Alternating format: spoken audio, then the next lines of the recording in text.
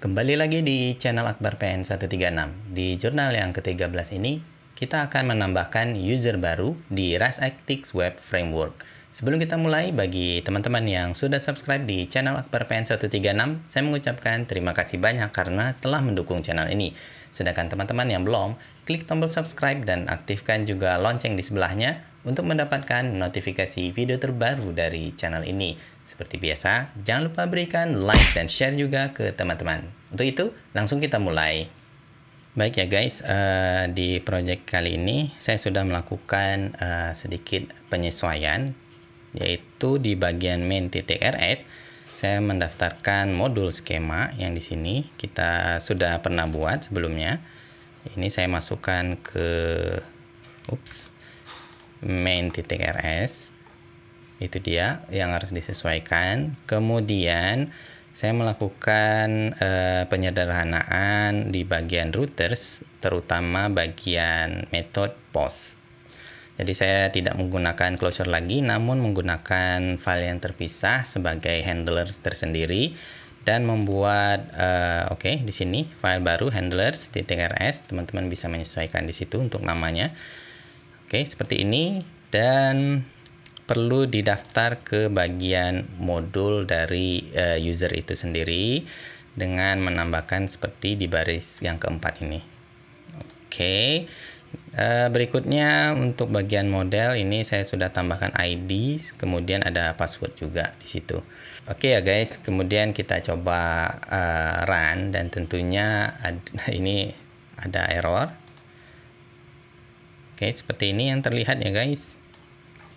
Cannot find macro table di sini di bagian RAS itu sendiri. Jadi cargo ini tidak mengerti dengan macro table ini. Apa yang harus dilakukan? Jadi kita harus menginstruksikan di bagian main.rs di sini bahwa kita menggunakan makro. Jadi ada sintaksnya seperti ini.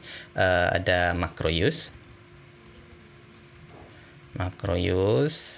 eksternal dari crate di luar, yaitu berupa diesel. Seperti ini dulu aja guys. Baik, kita coba sekali lagi run. Sekarang muncul error yang baru bagian state di sini, dan ini tidak masalah. Jadi kita akan membuat type ini sebagai alias, jadi lebih singkat. Jadi saya bikin ini type, karena kita akan mengganti app state ini dengan type yang sudah kita daftarkan di sini ya guys, di main.rs. Ya guys, kita sebut saja namanya db pool.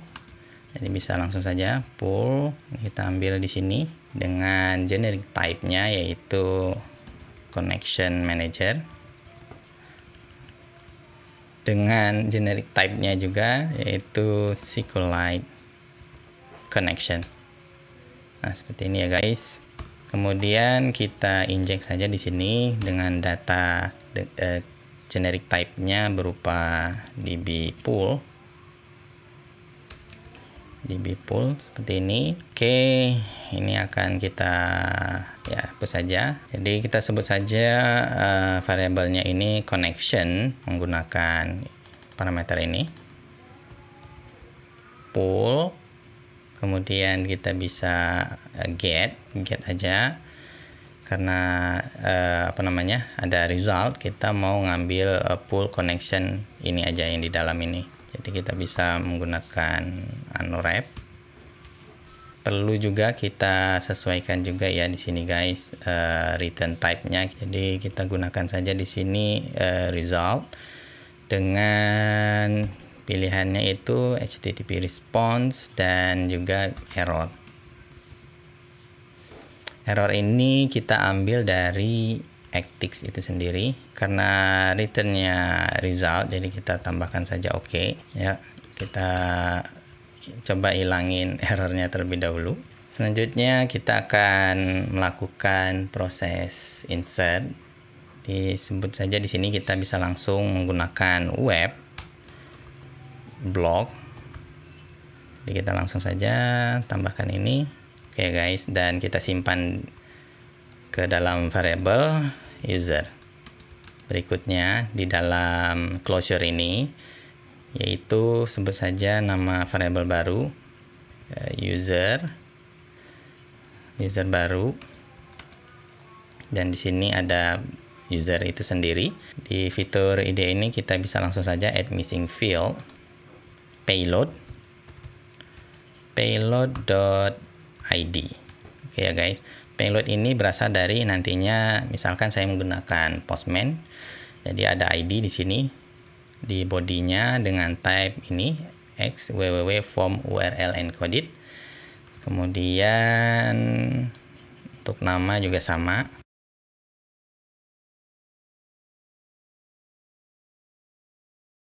Baik, ini ada errornya seperti terlihat di sini, result unknown. Nah, seperti ini ya guys, kelihatan tanda tanyanya. Jadi kita harus membuat closure ini returnnya jelas. Jadi di sini kita akan membuat returnnya result, dan dia kalau dia oke, dia berupa user. Sedangkan kalau error di sini kita ambil error, tapi bukan error di sini ya guys, bukan dari Actix Web, tapi errornya itu lebih dari Diesel itu sendiri, biar tidak terjadi konflik. Jadi saya bikin panjangnya Diesel, kemudian ada result errornya. Di Diesel kalau mau kita insert nilainya, kita akan menggunakan bawaan dari Diesel itu sendiri. Jadi di dalam Diesel ini saya coba lagi SQL connection, kita bisa menggunakan insert into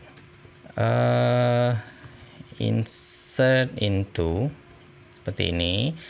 Targetnya yang harus kita pindah itu ke dalam database user sebenarnya. Jadi users, kemudian value-nya seperti ini. Oke, kita reference aja user baru. Setelah itu baru deh kita execute dengan koneksi yang sudah kita buat.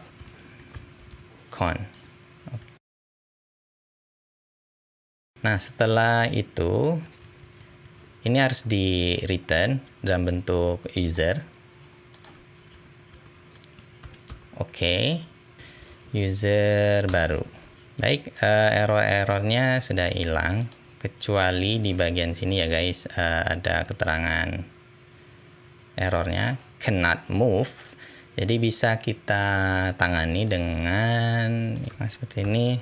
Saya bikin aja to own. Oke, jadi dia sebenarnya mirip dengan cloning atau copy aja. Seharusnya ini tidak berfungsi langsung ya guys, tapi kita lihat kalau saat kita lakukan run, nanti muncul errornya di mana. Oke, cannot find value handler 30. Oke. Ini coba lihat dulu ini. Mungkin ini saya hapus saja. Oke, coba jalanin lagi. Di sini ada keterangannya ya guys, sebenarnya untuk user baru. User baru itu kita buat melalui struct dari model user ya di sini. Dan dia menyebut keterangan the thread ini is not implemented. Jadi user baru ini tidak ada implementasi bagian insert table. Berarti kita harus nambah di dekorator di sini insert table seperti ini, dan use Diesel insert table. Oke, kita coba dulu run. Yang tadi sudah fix, namun ini halnya berbeda lagi. Oke guys, muncul keterangan error di bagian model.rs, terutama di struct user. Jadi ada keterangan use of undeclared type or module users. Jadi dia mencari users di sini di model ini karena kita membuat insert table. Itu kita bisa fix dengan penggunaan use create. Kemudian di create itu yang mau kita ambil adalah schema, kemudian di sini ada users. Baik, itu saja yang perlu dilakukan. Save. yang berikutnya harus kita lakukan yaitu dengan ya kita harus mengambil bagian catch errornya ya, setidaknya di situ bagian user di sini. Kemudian kita await. Oke, setelah await maka dia type-nya berubah jadi result user dan ada blocking error. Jadi kita harus periksa dulu bagian errornya. Kita lakukan map error. Kalau di JavaScript biasanya ada catch di situ ya guys, tapi di sini di Rust jadi kita lakukan map error. Dan ini masih dalam bentuk closure, saya bikin er dan type-nya itu blocking error dengan generic type error. Oke, perlu diketahui bahwa blocking error ini berupa ya enum. Jadi kita bisa lakukan pattern matching di situ. Jadi menggunakan di Rust match error di situ. Dan pilihannya bisa ada dua. Pertama blocking error. Nah, seperti itu, blocking error. Ada pilihannya pertama error. Kemudian di sini ada E-nya. Yang kedua masih blocking error juga, tapi cancel. Kita akan import use Actix web, kemudian runtime